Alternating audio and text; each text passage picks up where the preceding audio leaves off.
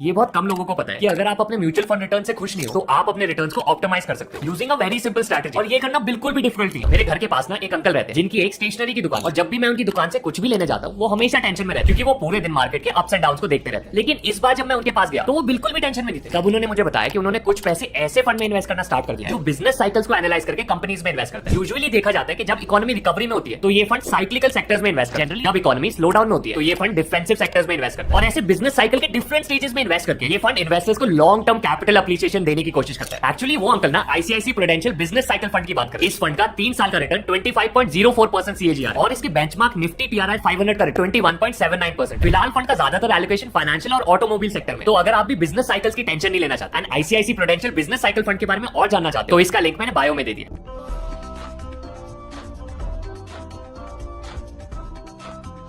Mutual fund निवेश बाजार जोखिमों के अधीन है। योजना से जुड़े सभी दस्तावेज ध्यानपूर्वक पढ़ें।